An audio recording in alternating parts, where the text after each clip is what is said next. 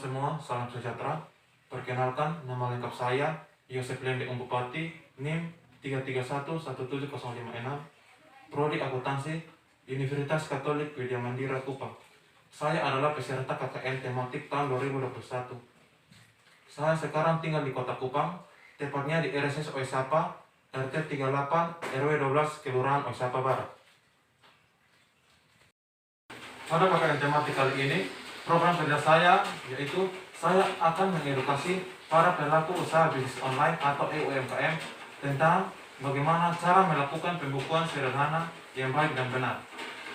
Harapan saya, semoga dengan video edukasi ini mereka dapat lebih memahami apa itu pembukuan sederhana dan dapat menerapkannya pada usaha yang mereka jalankan sehingga mereka dapat memperoleh manfaat berupa profit yang lebih pada usaha yang mereka jalankan. Sebelumnya kita harus mengetahui apa itu pembukuan sederhana.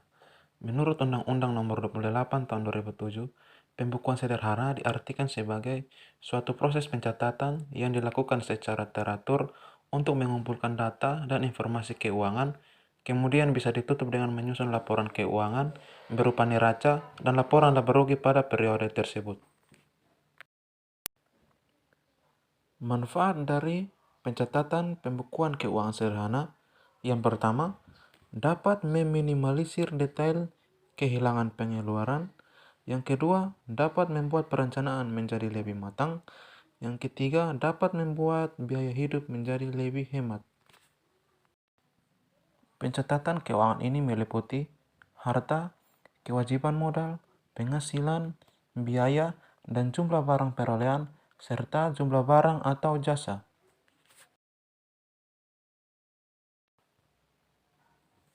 Untuk membuat pembukuan sederhana, hal-hal yang harus disiapkan yaitu buku folio bergaris, penggaris atau mister, pensil atau pulpen, dan jangan lupa penghapus pulpen dan juga penghapus pensil. Yang berikut adalah membuat tabel buku kas untuk melakukan pencatatan transaksi. Tabel buku kas sendiri terdiri atas 6 kolom. Kolom yang pertama berisi nomor, kolom yang kedua berisi tanggal transaksi, kolom yang ketiga berisi keterangan transaksi, kolom yang keempat berisi uang masuk, kolom yang kelima berisi uang keluar, kolom yang keenam berisi saldo.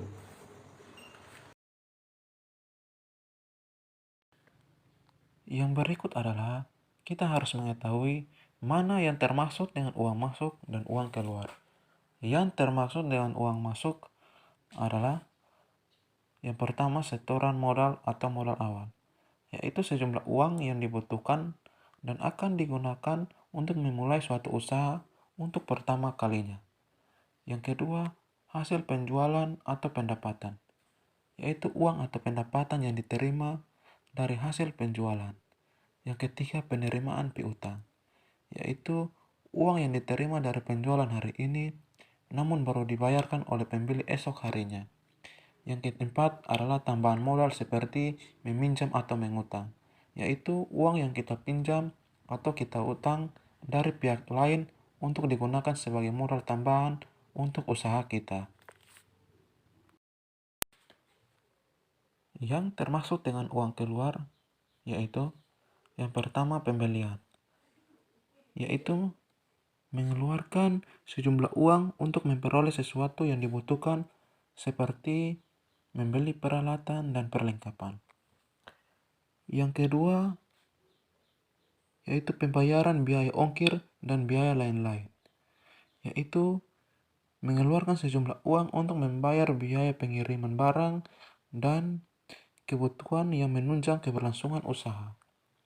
Yang ketiga, biaya transportasi, yaitu sejumlah uang yang dikeluarkan untuk membayar jasa transportasi yang digunakan untuk menunjang keberlangsungan usaha.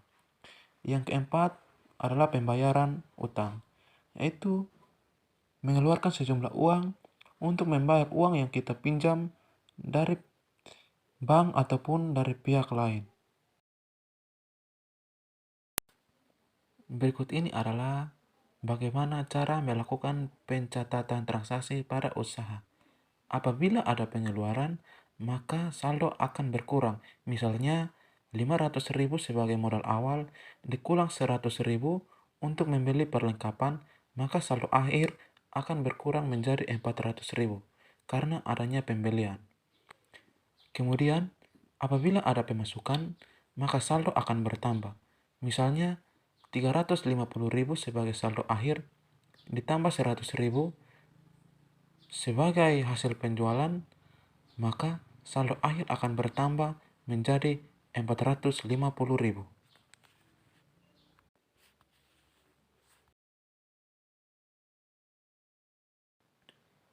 Untuk mengetahui apakah usaha yang kita jalankan mengalami keuntungan atau kerugian, maka kita perlu membuat suatu laporan yang bernama laporan laba rugi. Laporan laba rugi sendiri bisa kita buat per hari, per minggu, per bulan, atau bahkan per tahun.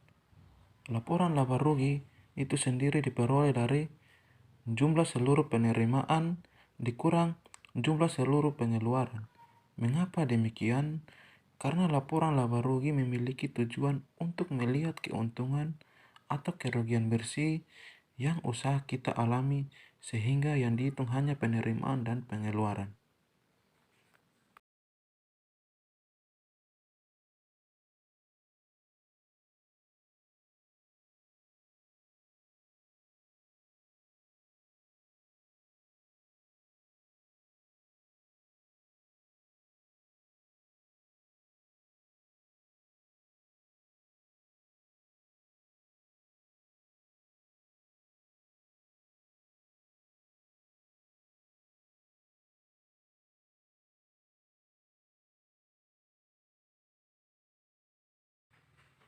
Sekian video edukasi tentang pembukuan sederhana dari saya. Saya ingin mengucapkan terima kasih kepada Bapak Cornelius Catron, SEMM, selaku dosen pendamping lapangan saya, dan kepada para pelaku usaha bisnis online yang sudah mau bersedia menerima video edukasi tentang pembukuan sederhana dari saya. Yang terakhir dari saya, yaitu pesan agar kita selalu menjaga kesehatan kita, agar kita terhindar dari penyebaran virus COVID-19, mengingat virus COVID-19 yang semakin hari semakin tinggi jumlah kasusnya. Upaya yang bisa kita lakukan agar kita terhindar dari virus COVID-19, yaitu kita selalu mematuhi protokol kesehatan, berupa kita selalu menerapkan prinsip hidup 3M dalam hidup kita.